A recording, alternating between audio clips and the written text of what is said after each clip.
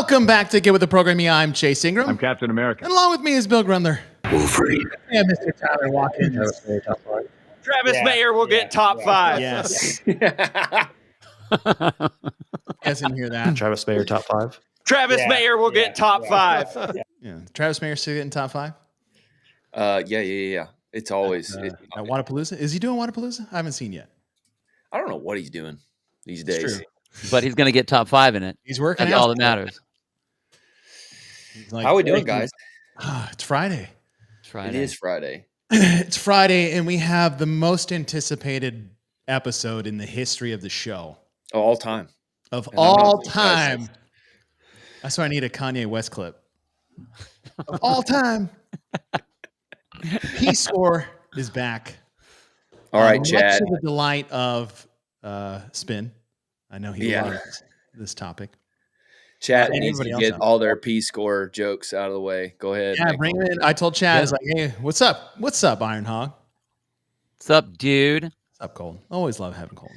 He's still trying to figure out why Austin. Oh, yeah. Yeah, he's going to ask how he lost Crash, 2 years ago? How in the hell? How in the hell? Thank you guys for being here. We certainly appreciate it. Love having you guys here. If you guys haven't liked or subscribed to the channel, please do. Goes a long way for us. And if you feel like you're in the giving holiday spirit, join that membership. Or just send something in. Because I got to afford the 1 cup of coffee I can pay Tyler for all of his hard work for this. But I hope you guys are doing great. Barkley Dale's in the house. Oh, yeah. God. We got all the nerds here. I will never forgive or forget. That's all right. I lay awake at night thinking you about shouldn't, man. You shouldn't. I should say this is that, and we can like dig into this later if we want, but the reason Colton lost is just due to a limitation in scoring in general. He beat people so bad there was no way to value it that was appropriate. Ooh, don't say that. Yeah. Well, even P-Score has its limitations. So when you put it in your little equation, it just went Colton 1. But you're like, no, we can't do that yet. It just could not create the distance that was truly there. P-Score. Actually, this whole time I thought it was like performance scoring. CrossFit nailed it. P-Score. Well, okay. Since if you're saying stuff like that, though, then how can it be valid if you're saying, like, you either have to lean into what that is or you got to discount it? See, and I think it proves the opposite. You always hear people say, oh, people who just beat everybody like by so much, it'll just be a runaway. And Colton broke that. And then to add to that, the current scoring system gives you no value for your difference in performance. Totally. So, Which I don't disagree with. Better in that way. I don't disagree with that. But it's like if you're going that was the issue that I guess that I always had with the scoring system was, are you trying to figure it out by, like, what's more important, that I beat you or that I beat you by a lot? You know, and I always, that's the part that always threw me. And when me and Chase did these scoring tables way back, that was my deal. It's like, all of these random, we'll go 6 points in the first top 10, then we'll go to 4 points, and then we'll bring it down to 2 points. It's like, look, just I beat you or I didn't beat you. And that's what I had the hardest time with. So it's like, if you went the performance way, even when we were at Crash, you're like, well, we can't go with the negatives because then it's too much the negative the other direction. I'm like, well, yes, you got to do it or you don't have to do it. Like that was the hardest part, and it still is. It's still something difficult for me to deal with. Yeah, and we can get into this like when we explain the premise of what we're doing, but like for probably any other competition besides the games or semifinals, I think you're right. But when we're trying to define who the fittest is on Earth, that's where I think you're wrong. It's not a game anymore. It is a definable test, right? And those are our philosophical differences. And I still appreciate you, Bill, in that you want to game it and you want to be the athlete. And I think what we saw at Crash this year was that Taylor figured out how to game the system by screwing other people up by going too fast. Right. He knew that he could screw with their ability to hold pace. And then when they got in deep water, he was like, I know I can I can beat you, and now your score is going to be lower. Yeah. Well, and I agree with the premise of if you're trying to find the fittest, and we use our definitions in CrossFit, increase work capacity over broad times and motor domains. If I can do more work, I'm beating you by more. I am more fit. So yeah, I get that. But just like what we did in Crash, you had to modify that because it's like, all right, well then if you really didn't do well here, you should get your negative numbers or whatever. And that, I think that was a part that was it's easy in premise to get it. All of a sudden when you went to math, it was when like, you went to math. Well, right. I mean, it's like I was like, oh, well, it's just like the bell curve. I mean, you kind of, or you look at the line on there, and it's like, yeah, but then you go into negatives, and I'm like, oh, negatives, damn it. The Alexis Johnson lined this out perfectly, and she said, like, when you're trying to solve for multi-variables, you have to make compromises somewhere. Yeah. And the negatives are definitely at that point. It's like, I want to value the top end of the competition. What do you do so you don't completely disincentivize those who are at the bottom? And that one was a hit, or a place that I was willing to cede like a little bit of giving there. I get it. I like it. Pros and cons. What we're on the search for is more pros than cons, and a question of curiosity that I definitely have had. And so we're going to take this P-Score system and we are going to overlay it on every year of the CrossFit Games from 2007 to 2024. And we'll go event by event. And I'm curious because I don't know what the answer is or what would happen. And I just think it's like when we do the Analyze the Program when we first started this podcast, is that we would look at the leaderboard at the end of the day, and Chad did all this work for us. It was, okay, what was the leaderboard? What was the scoring system they used that year? And then what Chad would do is he would add almost 2 more scoring variables, versions. And one was a points per place scoring system if they didn't do that. So that's the 196, the one they kind of have now. You would get the number of points for the place that you got. So first place is 1 point. Open scoring. Or he would show what your average finish place was for the course of the weekend. And as we went year to year, we would find that the scoring system would sometimes dictate who won or lost. And it wasn't about basically their performance. Like someone sitting there in first place, but the person in second place actually had a better average event finish. And that was fun to go with. So this will be some of the same thing. Now, we realize these people didn't know what they were competing for at the time, and we are just having some fun. So please have some fun along with us. Ask Tyler your questions, and we will go. Is that the that's the gist? All right. Well, let's have some fun. 2007 only had 3 events. And what we found is that not all the events were scored the same way. So Bill's like, hey, what a way to start. And I said this to Tyler too, is like, hey, I know this is going to be a large undertaking, but 2007 had 3 events. How bad could it be? Now, I made the slide of how P-Score can help the CrossFit Games. And the concept really is that if you think about CrossFit as a methodology, right? And we talk about it's a methodology, right? We have defined fitness, or Greg Glassman has defined fitness. CrossFit as a we have defined fitness. And it is also quantifiable, right? There is a power output equation that we use that is shown in the level 1 of force times distance over time. And you can actually apply that to a person doing a certain movement, and you could use math, which math is perfect in my eyes, right? It's the perfect language. It either is this or it is not this. It is not up for philosophical debate. This is the answer to the question. It's the only truth in this world. It's what I love about math. And we're like, okay. Well, there's math truth and then there's John Young's truth, which is 100% truth. Correct, right? There's math truth and then there's John Young's truth. Correct. And that was the thing I always loved about math in college and in high school, is that, I wasn't the best, like, English class taker. I was like, what are pronouns? I might still be asking that question. But I was like, I can solve this equation. I can do that. I know there's an answer. I know there's a pot of gold at the end of this math rainbow. And that's what always drew me to engineering and drew me to math. This is why the direction I took. Taking philosophy was the worst class of my life. I was like, so we're just arguing? Is that no one's right? You just made a better argument? I hate this class.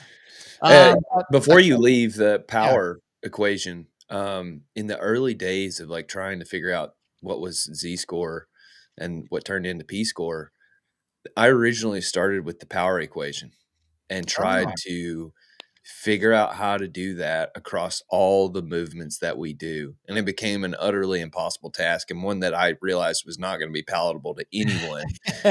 You mean like per movement in a workout? Yeah.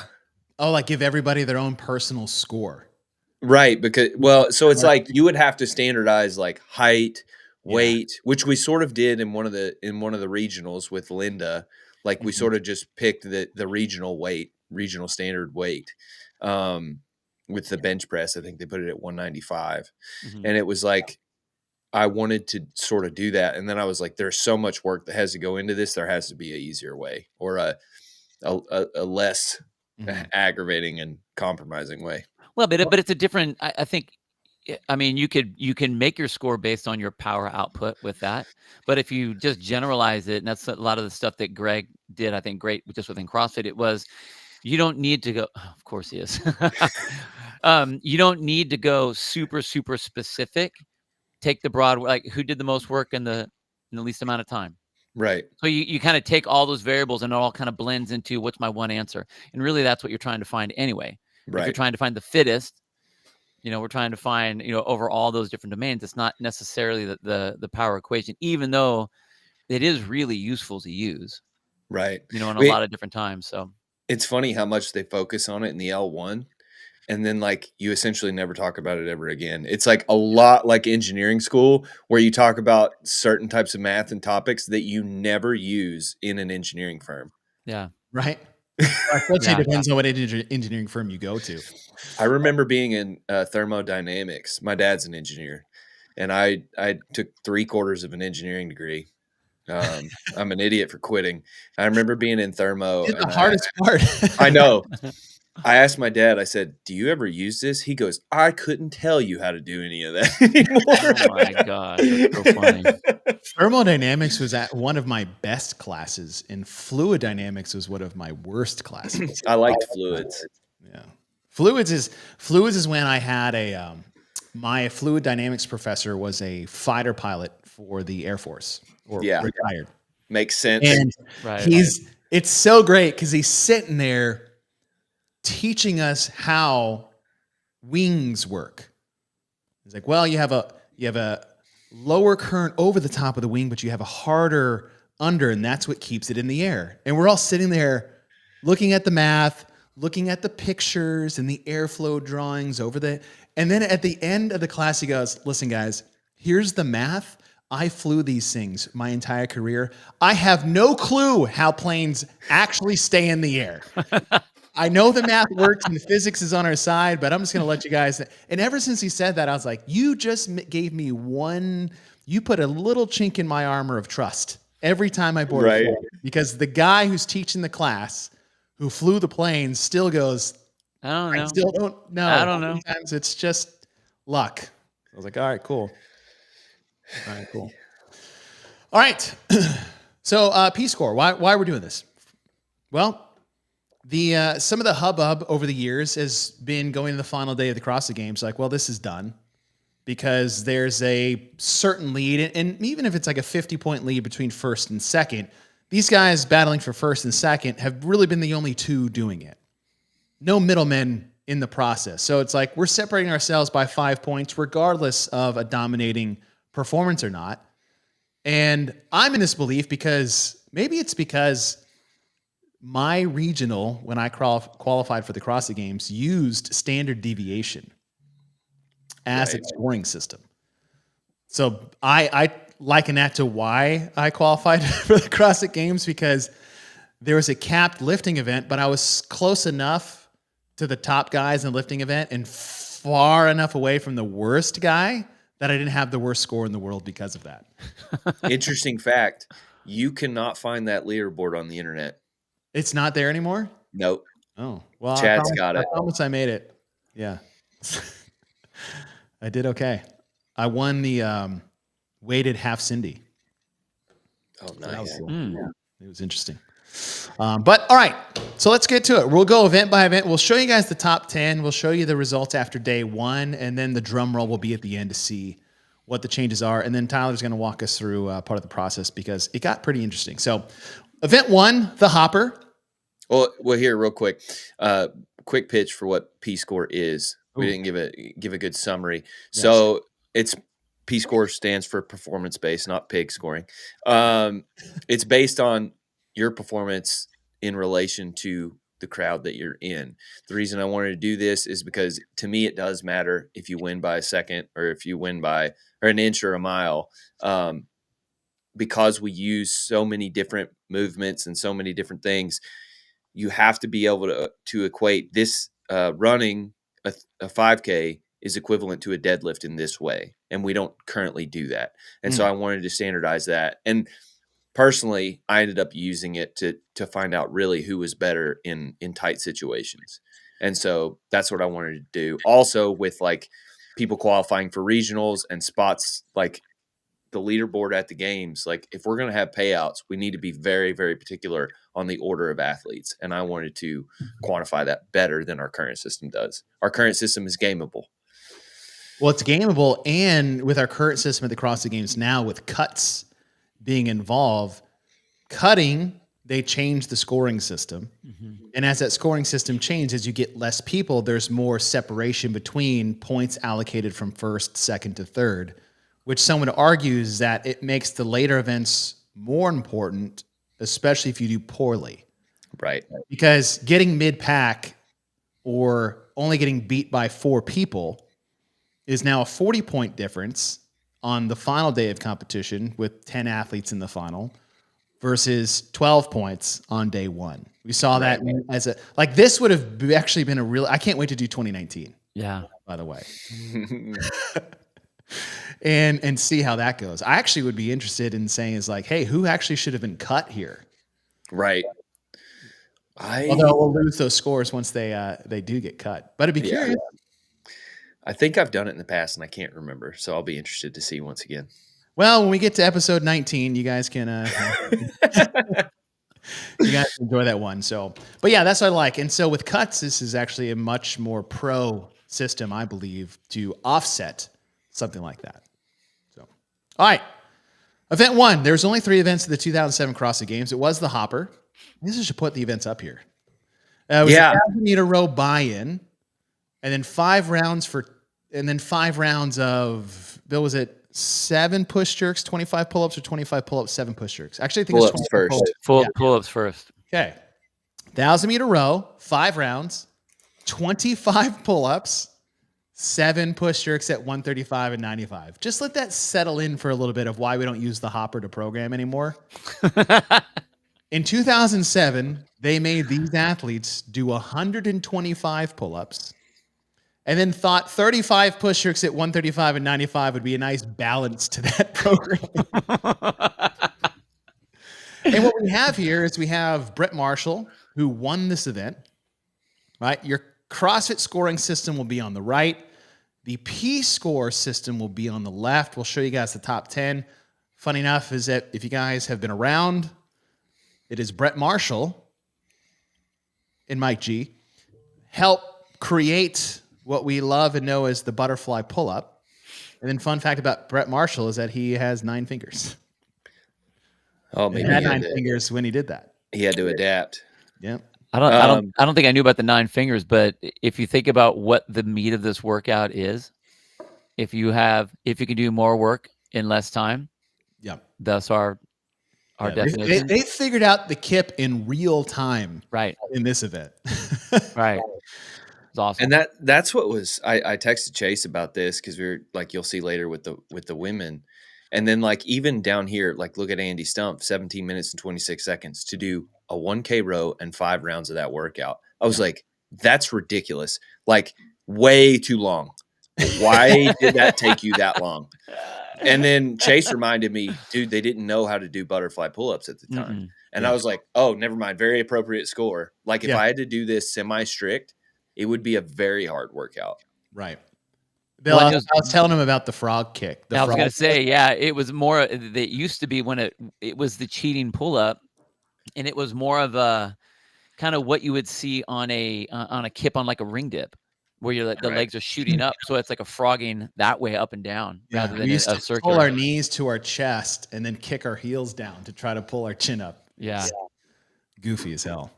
But this is it. And what I as a perfect example of why I really wanted to do this is that the change of scores given at the top and at the bottom.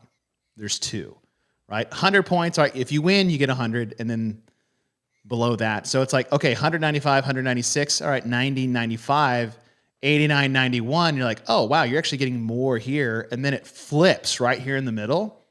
To where it dumps. Like you got 88 here, and then 82, 87, 77. 86, 72, all the way down to 83 and 68. Hey, Tyler, explain where the numbers came from. Like, I know if you win, you get 100, but like, how do the other numbers line up for everybody? So the second step of this, don't worry about a spin.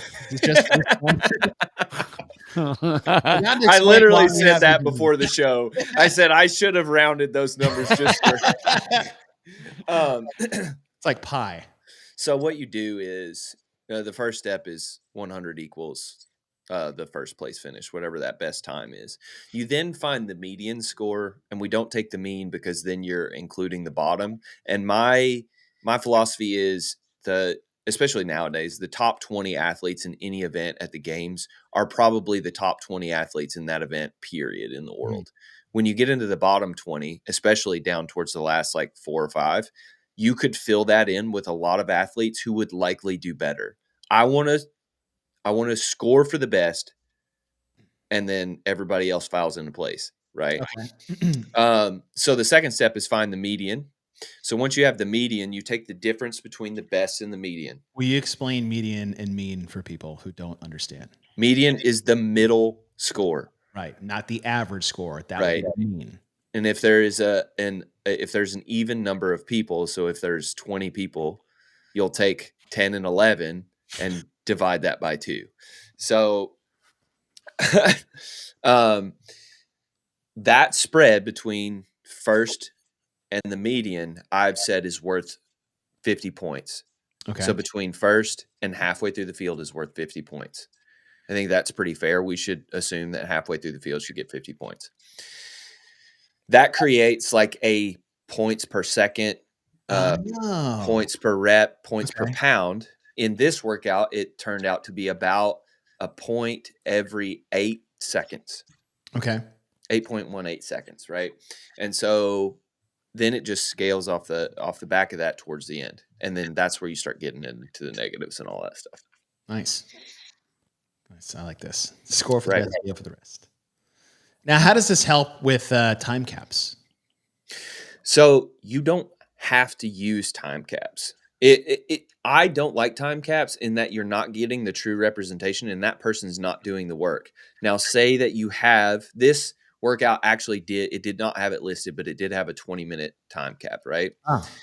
And so what I do at that point is I take the reps that they performed and I divide it by 20 minutes. Or I take the seconds, the 20 minutes, and then divide it by the reps. That's where you get that seconds per rep number. Right. And then you do the same equation that I just laid out for the time. Okay. You find the best one, you find the median one, and then you score off that. Because so many people finish this, you can score it in seconds per rep, or you can score it in just time per point. So that's how that works. And what I like about that is there's all this talk of like if somebody gets no repped, how much is a no rep worth, right? How many points do you take away? So what this creates is every second or every 4.8 seconds, Brett Marshall is doing a rep in this workout across the entire workout. Yeah. Say he gets no repped for 3 reps. Will you give him 12 seconds to his score? And then it it refiles that way. You recalculate based off that. Does that make sense? Yeah. That does. So now what happens if, and it's not in this particular event, but if you have, let's say you have to do handstand walks, or there's a segmented piece, or there's a run, like how would you throw that into the mix? So for instance, there was a 1,000-meter row on this workout. Because everybody did it and everybody finished it, I just counted it as 1 rep. But when we were at Crash and they have to traverse a distance, like JR and I will talk about how many feet or how many segments is worth a rep in relation to the other reps that exist. Chase and I talked about this before. 1 double under rep is not worth a 315 deadlift. Right. It's probably worth like 15 reps or more. Right. And so what I like to try to do is set all reps equivalent to each other. All counted reps is equivalent to each other. And so with handstand walks, it's like every 25 feet is equivalent to something on the other side. Got it.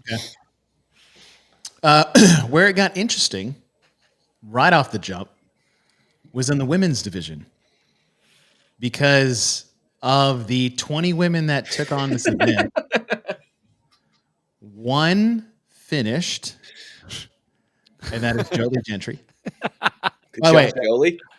Jolie Gentry. All right.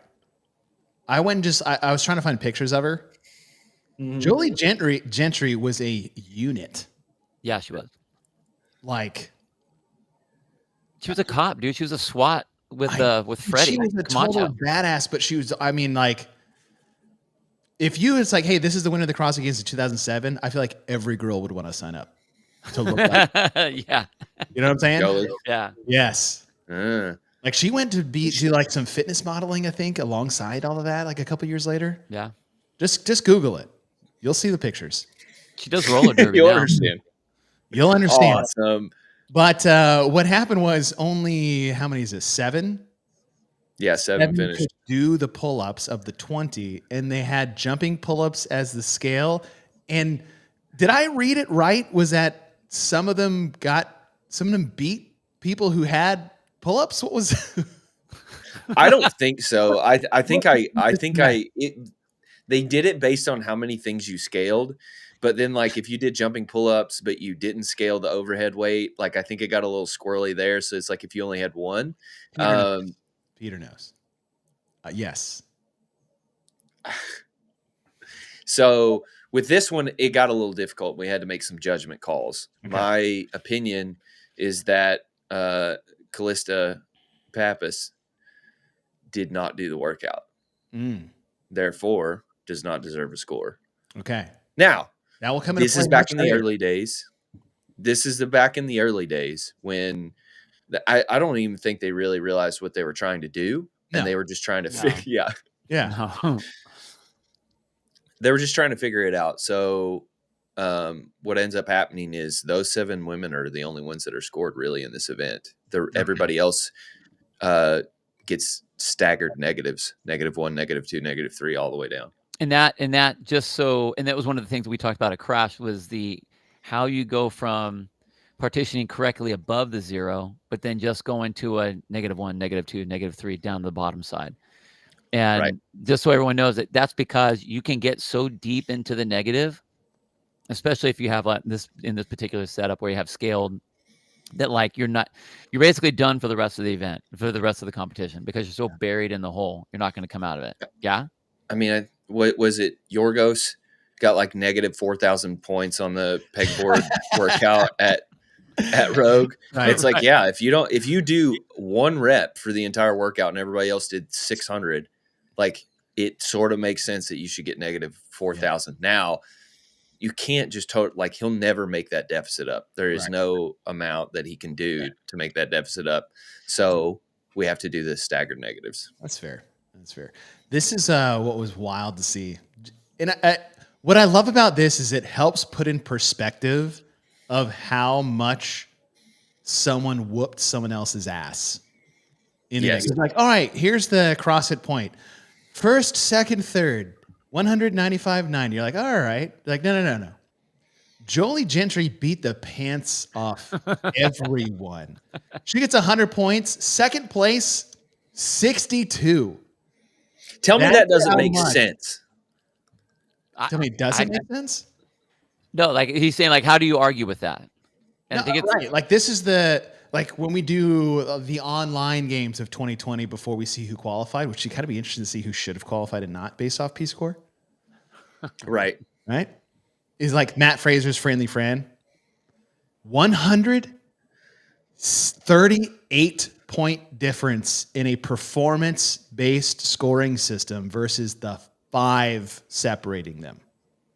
If it was just one place per 5 points. So like later, and I don't know what happens. I've not looked at it deep enough, but like say you're saying Jolie's a unit. Say in the run, she gets 2 people between her and Mary. Right. In the current system, they would be tied. But she beat the pants off of Mary. Mm-hmm. Right. Like say she was like 2 seconds behind Mary with one person between them by a second. Now she's leading by 5. And that's, to me, I'm like, that's not a pure statement of what her fitness actually is. It's it's an artifact of the scoring system. Right. Yeah. So yeah, that was fun to see. All right. Event 2, as you said, the trail run. All right. This is your top 10 from that particular event. This isn't a running total of the top 10. We'll see that at the end of day 1. I didn't realize it was this close. Dude, I didn't realize that either. OPT was just 2 seconds behind Chris Spieler on the trail run. So CrossFit points. Yeah, CrossFit points. -5. And here's the thing. This is a big fact, and not potentially a big factor, because if you guys see the leaderboard at the end of the weekend, right? This 0.3 versus 5 can be huge at the end of the weekend when you total these things up, right? Brett Marshall, still in a top 3 position, right? But instead of being -10, he's -12. Breck Berry. God, Breck Berry. Yes. I competed against Breck Berry at regionals, actually. 89, 87, close. Chris Ratz, 88, 86.9, and then the drop. Yeah. 87, 13 points out. You got 6th place, 13 points. No. You're actually 29 points out because these guys beat you by 3 minutes on a trail run. Right. That took 20. So again, every point was worth about 8 seconds, 8.3 seconds here. And I keep referring to that because this is what we tried to do at Crash that I was learning how to do at the time, is if there's 2 or 3 heats before the final heat, that number starts to show itself and be pretty stable. Which and was fun to hear you like interject on the final heat. Is like, hey, listen, this is where we're at. And I like that it's just an ish, because instead of being like, this is the number, so the drama's gone. I liked it. Yeah, we would know like, hey, this person needs to be ahead of them by 24 seconds to be able to stand a chance. It's going to be close then, but they at least need to meet that threshold. So then instead of just being like, oh, we don't know where they are, you can be like, she's fallen way too far back, or they're way too close at this point. So there's a little bit more interplay of like how the race is going. Yeah. And part of that was the way you described, is that you would start to see a point per second designation start to like develop over the course of 3 heats. So you're like, if all things somewhat finish the way they are now, 24 seconds is the 16-point difference that you need based off how the event's unfolding. Is that correct? Correct. Yeah, that's correct. I like gives you a whole cool variable to look at. I love that. Like as a spectator, you're now watching the clock to see, okay, yeah, I know they're winning. And what we would normally say, like calling it, is like they need a little help. They need 2 people between them and so to kind of like to balance that off. And so now it's like, if they're ahead, okay, now you're watching, well, how much are they? Are they really ahead? Are they ahead enough? Right. And then Bill turns to me. It's like failing. It's like falling away from them now because they're just not able to catch that time. Like what they would do on the for like Olympic swimming, they'll have the world record time right in front. They're like chase that line the whole time. Yeah. Cool. I like that way more. Yeah, that's what was great about like the whole race with Lydia was like we knew that was starting to play and that she was Right. eating into her extra points until she fell out of the podium. Yeah. And she ended up threading the needle barely. But like this is one of the things that I want to expand into. So say you have people who have rep counters there on the floor. I've seen those. CrossFit has people like clicking the reps, right? It gets a little tricky with no reps, but for the most part, we know where people are. And you can start to build that reps per second, which gives you how many people are like, which gives you essentially a live look at what their score is actually calculating at that moment.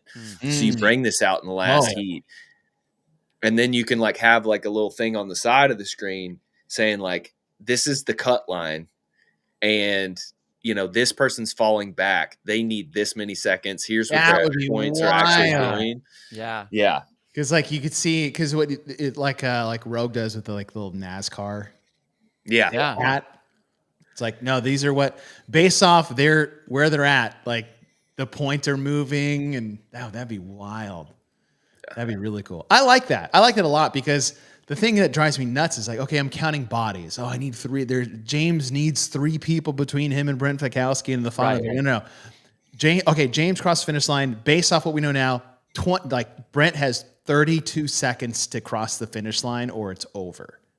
And now you're staring at the clock and you're watching Brent and you don't have to be like, okay, Hopper, where was he? And like, is that the right number? And there's just like this countdown. And even then it's not a sure thing. So there's still what was it? Right. I like that. Yeah. The drama is the clock. That's so cool. The drama is the clock, and it always should be the clock because we're racing. Right.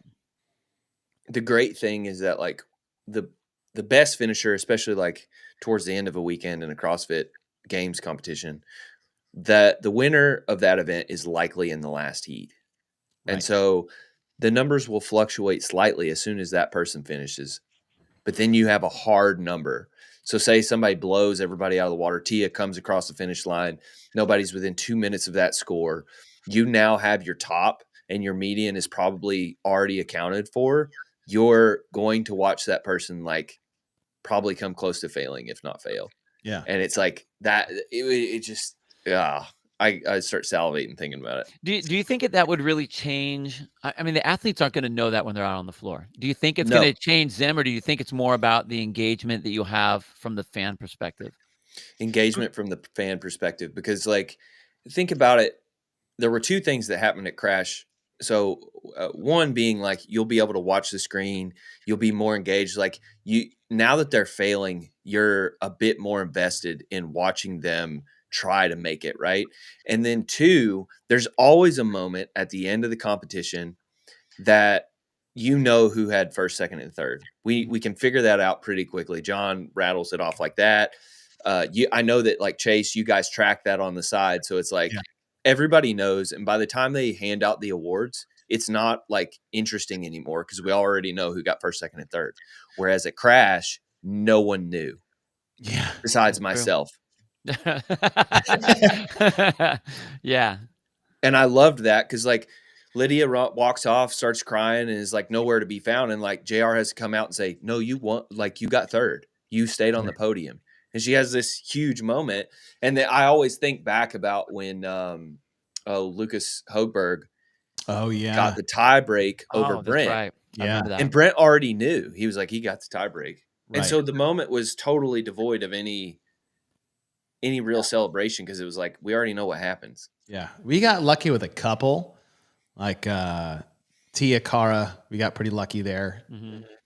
2015 is pretty easy because we had no idea how they're going to score no reps or no reps being completed between Katrin and Sarah. Somehow got second place between the 2 of them. The one between Cara and Tia was the impetus for all of this. Oh, really? That event. Oh, wow. Because I thought Cara was fitter this weekend, and it's not on paper. Oh. And that's what got me on this whole freaking thing. Okay, well, stay tuned, everybody, to the 2007 version of P-scoring to see if Tyler was correct. Don't say anything. We have 10 years to get to. All right, on the women's side for event number 2, Kate Hunt. Don't say that too fast.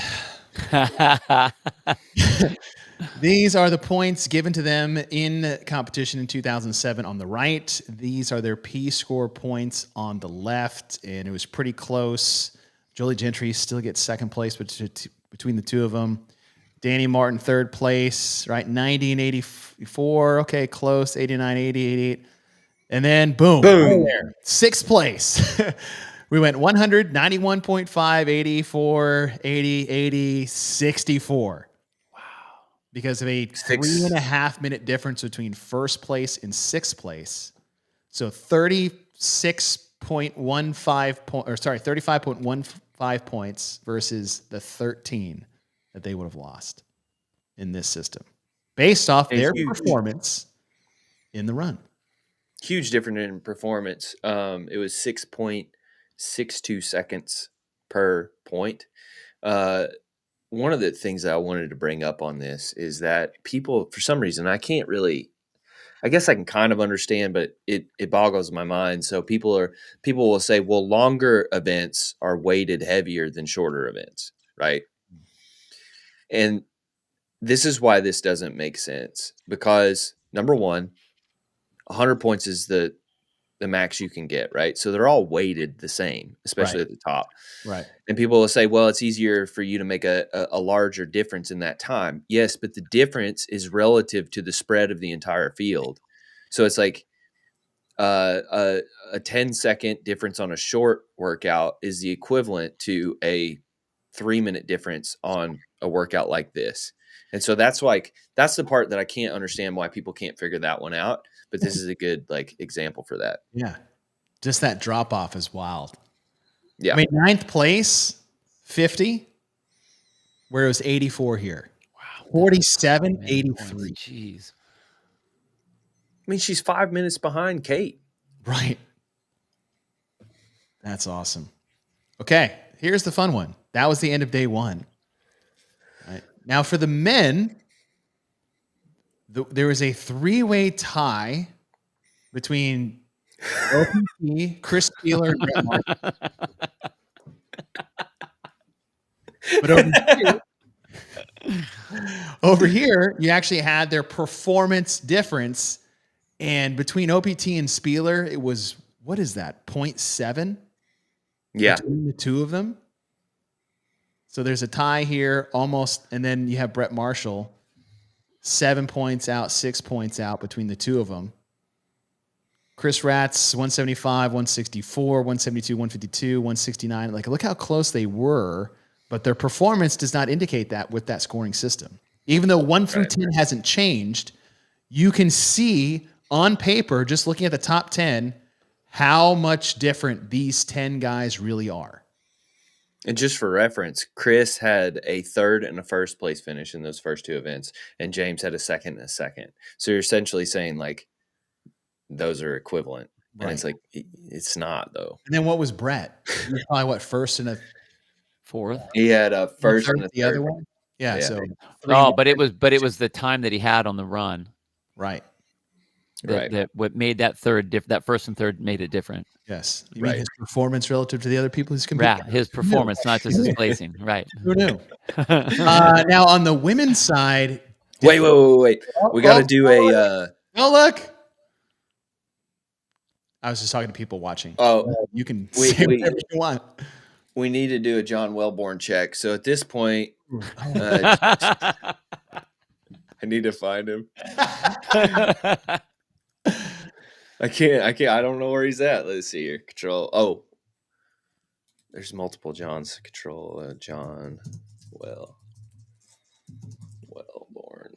Why is he not on here? Is that 08? 08. Yeah. Yeah, that's 08. Sorry.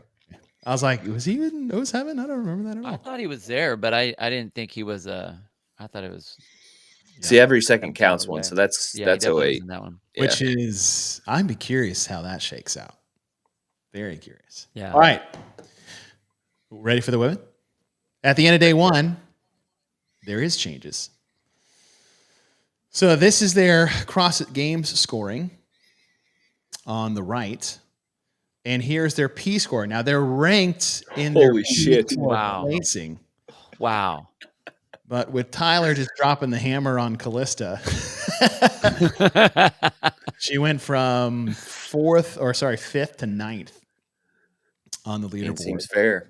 Maggie went up 1. Nora went up 4. Kate Hunt, I have to pause. Someone said that we should abbreviate her first name just with the first initial. She dropped 2 spots. Nicole DeHart went up 3. Tara Musili stayed the same. Danny Martin went up 2. Calissa dropped 4. Tara Parsons rounding at your top 10 after the end of day number 1. I would have to imagine being on site there that day, people looked at the leaderboard at however that was done. Yeah. And talk had to start happening of the fact that Callista would have been in whatever place she would have been in. Yeah. Top 5. And the fact that she did jumping pull-ups in the first workout. Mm-hmm. Yes. Like, how is that fair? And people probably, I don't know, I'd be surprised what that conversation was, or if there was one. That'd be a fun conversation to have with like Dave. Yeah. Dave. You'd be like, I don't remember that. Totally. That's totally what he would say. He's like, nope, that didn't happen. What? Yeah. Next question. All right. End of day 1. Now there's one more event left. That is the CrossFit Total. If you thought you guys had some dramatic swings during a run, make them lift.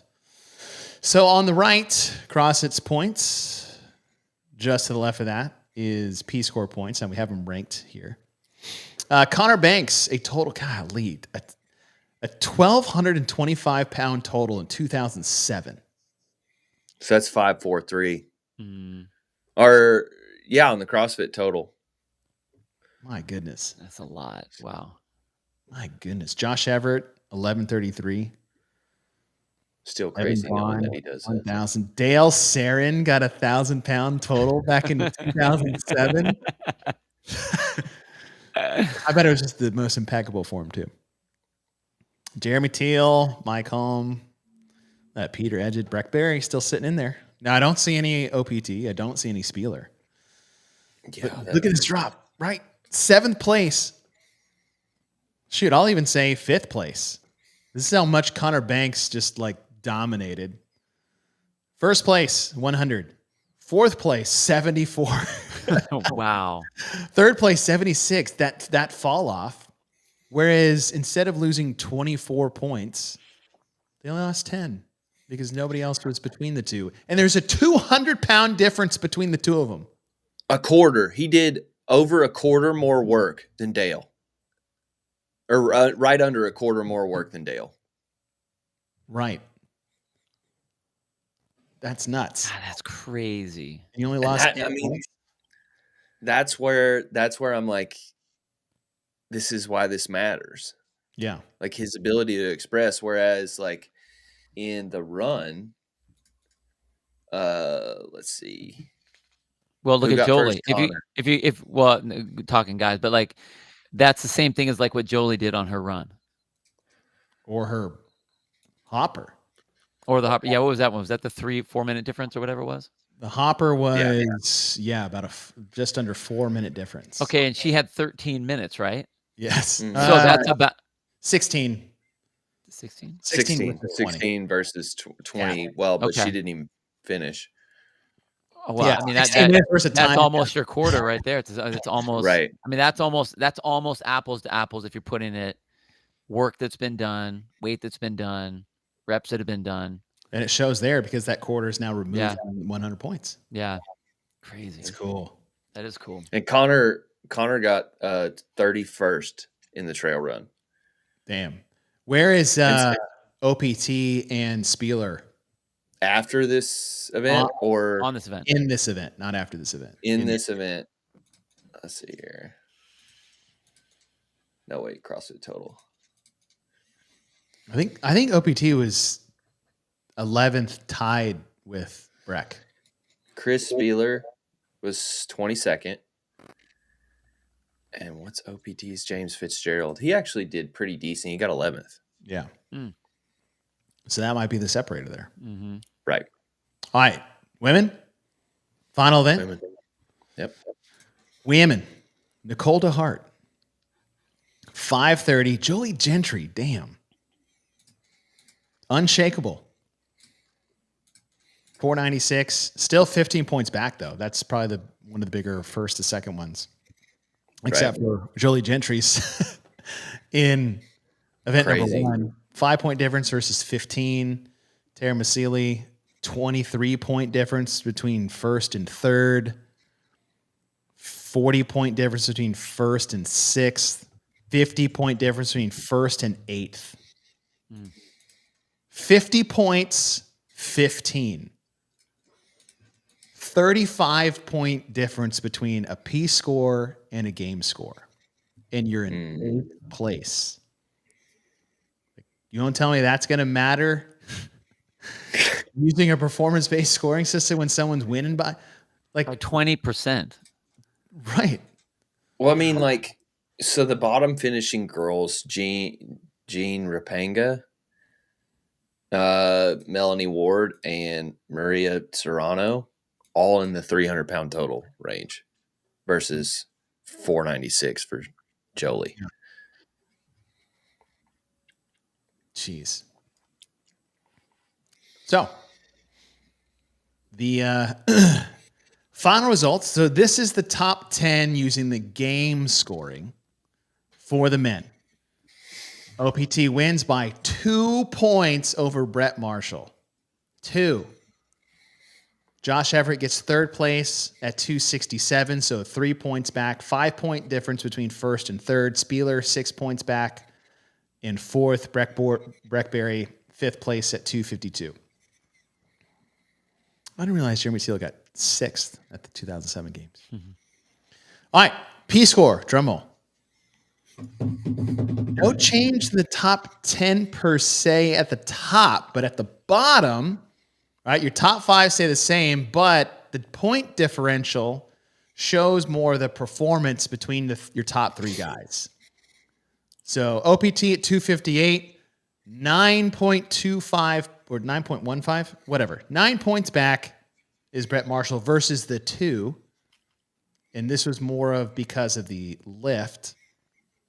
And then just 2 points back is Josh Everett in the top 3. Spieler behind by 8, and then Breckberry there. So your top 5 doesn't change. Jeremy drops 3 because I think his best event was the lift. Mm-hmm. So his best event was the lift. So he drops 3 spots from 6th to 9th. The other 3 guys move up 1. And then, look at that, Russell Green. Russ Green.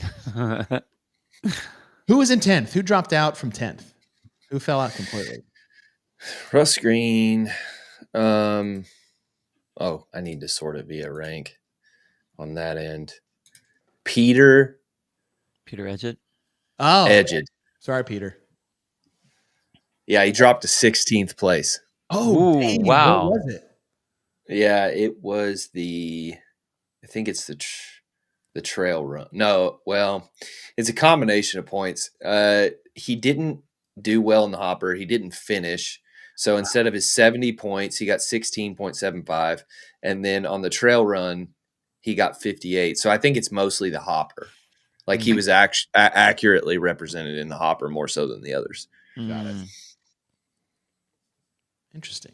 One of the most botched names by Dave in the early days of the CrossFit Games when he was announcing. Could not say his name right at all. Every time he called him out onto the floor, he would say a different version of rigid. That's so funny. Okay, moving on to the women. This is their top 10 from the CrossFit Games. Jolie Gentry wins by 19 points over Mary Rigney and Nicole DeHart. 1 point difference between second and third. Jolie dominated. What was she? First, second, and second? Yep. What was her weekend? Oh, let's see. Tara, Maggie. All right. Now let's see performance-based scoring system. A lot more changes. Jolie, instead of winning by 19, she wins by 77.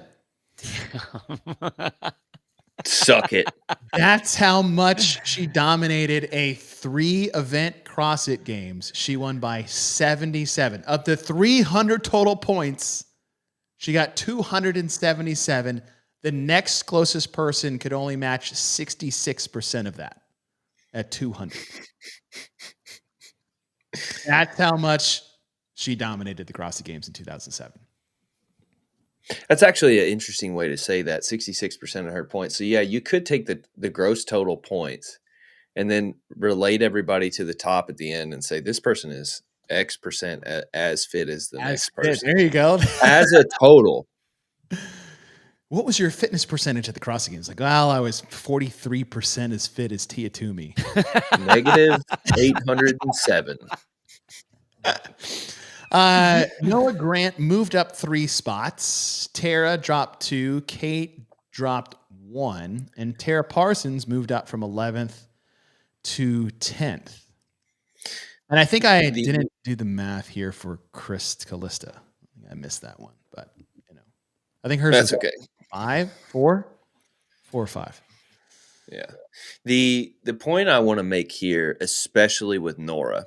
So let's put this in today's terms, today's games, and talk about the payout difference between 4th and 7th. Ooh. Okay. This is where I think this really starts to matter. And I know like Dave's talked about this in the past, like he's worried about the fittest on earth. And yes, we need to be worried about finding the fittest person on earth. But I think once you start offering out payouts that like make or break a person's year, and like how they can afford their life and people are making their lives off of this, you have to be responsible for how they stagger out after that. And so it's like Nora would have took a hell of a hit from going from 7th to 4th. Yeah, huge across that. We're 3 steps away from the BCS. Some would argue they should bring it back. Face off SMU get again. Yes. But I thought this was awesome. Tyler. I'm really surprised that there wasn't more of a difference up at the top. I mean, do you see, Tyler, do you see that like maybe this would really only affect the middle? Because that's what I mean. And this, granted, this is only 3 events. And there's a small also smattering of people. Wide discrepancy of talent in 2007 too. True. I mean, but like where are we going to see that the top will generally be the same, or are we going to like in the middle will be the shuffle to have the ups and downs, or do you think that we're going to see more variance up at the top? Yeah, the bottom gets kind of crazy sommes, and I don't think anybody really minds all that much. Do you think that's because low. Like they have their holes are bigger? Yeah, like they're more they're not as well rounded. Mm-hmm. And so that's fine. Where I start to usually see change in any like CrossFit Games field, whether that's semifinals or the games, is around that 6, 7, or 8. That's where people start, but it's usually like up 1 or 2 points. Now you're saying like, oh, okay, like if it doesn't change all that much at the top, like then no big deal. And my thing is that if you're finding the fittest person on earth and there is this much difference between this person and the next person, first and second, you need to know that. And you need to represent that correctly. So there's only been like a few cases where the champion actually changes, but it does happen. But yes, you're right. Like it in the middle or, around that 10th place is where you see most of the change. Well, and if you're talking about, what do we always say in CrossFit? It's like you got to make sure you work your weaknesses. You can't have any holes. Well, this is now you almost can't do damage control. Like I just need to be in the middle of the pack. It's like I need to make sure that I work on them so that I don't get buried, because this could. Like if we're talking about Laura, if we're talking about deficit parallel handstand push-ups, then it's like you basically are running 9 events when everyone else is running 10. Well, here's one thing I'll add to that, Bill, because to your point is like yes, there will be some outcomes that change the top. We know that's going to happen. I don't know when it's going to happen, but I'm excited to see when it does. This goes along with what basically our strength of field game spot allocation system. Totally. That I like, because Here are some changes based off a system that we think is more appropriate to qualify people to the CrossFit Games.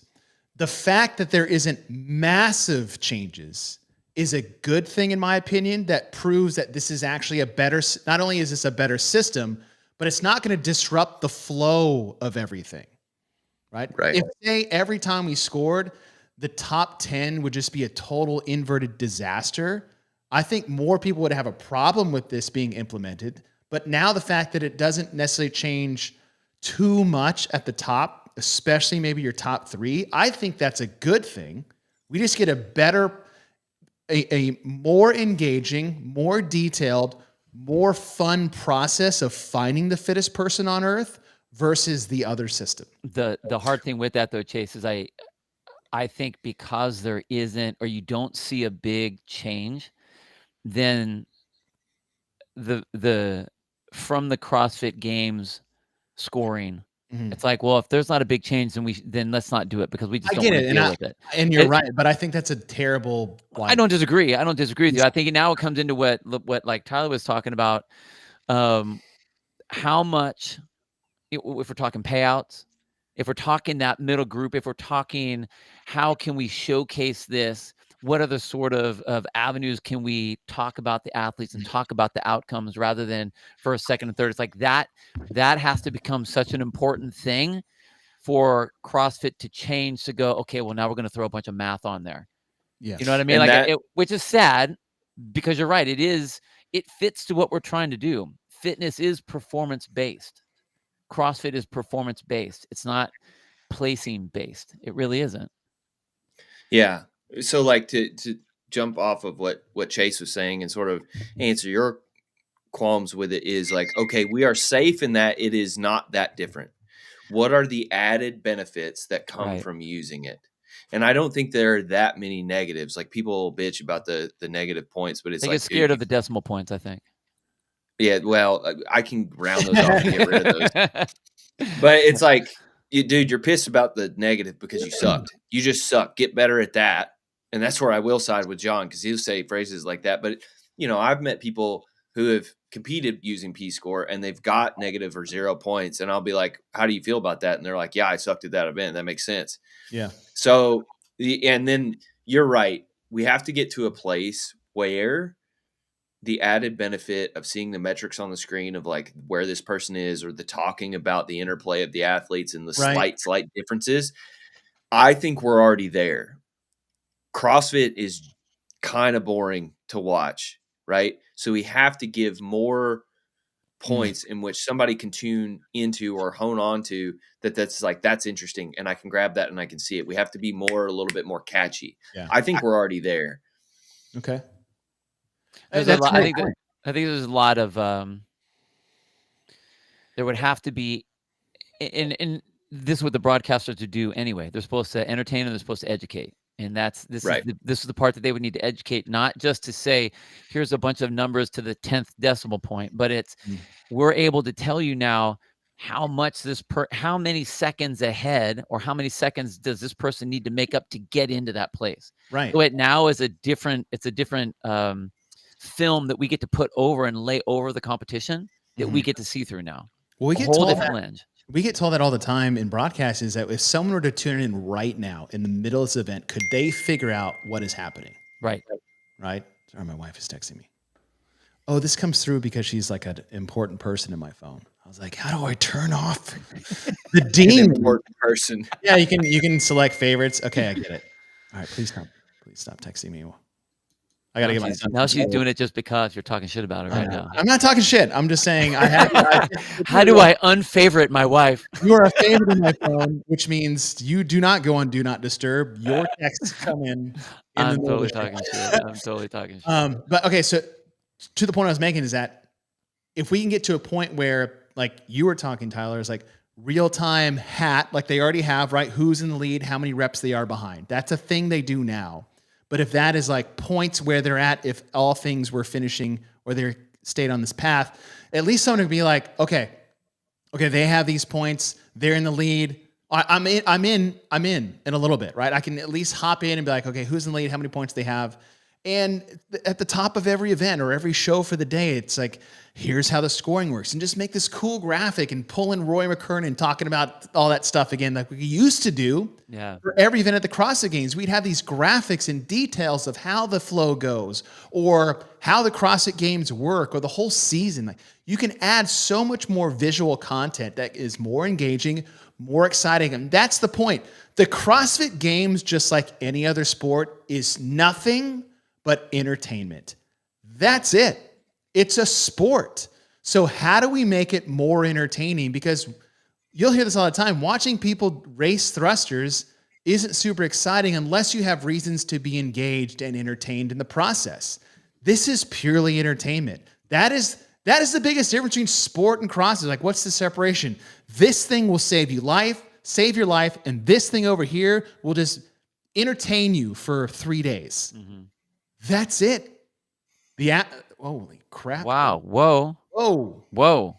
The unknown is here. Wow. We have a sound effect for him on the spin. Really? What is that? Do I have any sound effects that could... It's a thunderbolt, baby. It's a thunderbolt? What do I have on here? Yeah, it's for Sam Cornway whenever he said that... he said, I have this one. Thunderbolt. Thank you, Unknown. For leaning into the Christmas spirit. That was awesome. Donating $100 to the show. Absolutely allowing us to afford the likes of Tyler Watkins and Barkley Dale and all the work that they do for the show. Thank you so much. Dang, dude. Wow, you got all kinds of Baptist vibes going on right now. Merry Christmas, everyone. Pass around the offering plate. Yeah. Hey, well, yeah, you guys ever donate something over like that? I'll play that music. I will. That's why he got his own sound effect. Yeah, I'll watch your feet every day. So, anyway, are we going to answer that for him at least? Oh, sorry. What did he say? Listen, I'm thrown off. There's a lot of stuff going on right now. Ty, that's all you, man. Ty, give it to him. In the explanation of this method, especially regarding its potential to diminish the scoring distortion presented by cuts. All right. Chase and I talked about that a little bit. Is we have to adjust the scoring tables every time there are cuts. Every time we do it, the system's different. And then the order in which the events have happened starts to matter because you made 12 points on this event, whereas if you had done it 2 events previous, you would have made, 6 or something like that, right? And so with this one, it's relative to your peers.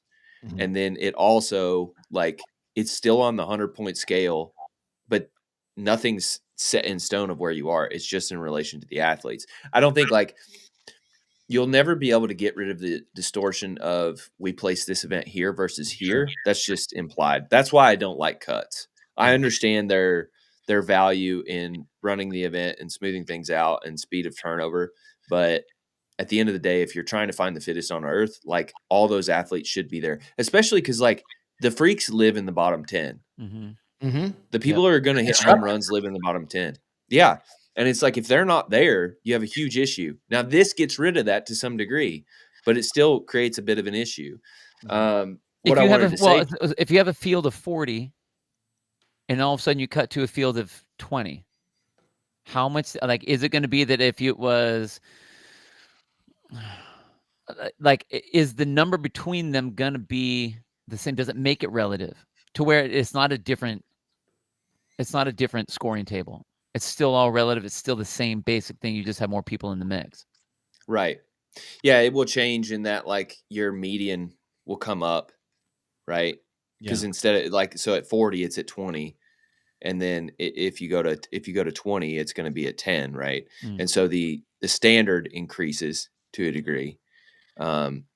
My thing is that the people that were cut who might have a home run are now not in that event. Yeah, I'm not a fan of cuts.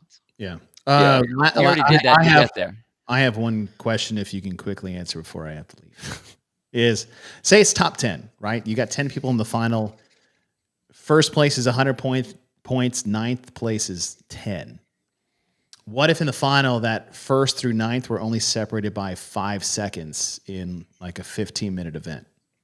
This is where in 90 point. What's that? this is where the chip timers come into play, because you're Right. going to see tiny separations in Right, seconds, but I right? mean, it's like if first through ninth were only separated by 5 seconds Right. in a 10-minute event, what's that point swing relative to the 90-point swing, even though you guys were basically almost all tied, right? You're losing 90 points and you were just as fit as everybody else by a second. Is there going to be that big of a discrepancy between the top? It'll be a 90-point swing. Okay. The issue here is that it was faulty programming, because you should be able to separate athletes better than that. But also the value of those microseconds become more important. So it's like, okay, it's a faulty test, but it's like now a 1/10 of a second shows how much fitter you are than everybody else. And so you can still calculate it. There's a shirt from Dense Updates. By the way, I've really enjoyed your work. Keep the freaks. Right? You can have a shirt that says like no cuts on the back. It says keep the freaks.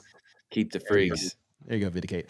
All right, guys. Thanks for joining us. We got to bounce. Well, I got to bounce. I got to give my son. But I hope you guys enjoyed that. Tyler, if you're up for it, we will continue to do this show year by year. Year by year. So I hope you guys like that. I enjoyed it as just personally. That was great. And I can't wait to see, 2008. What a better year to throw this on there.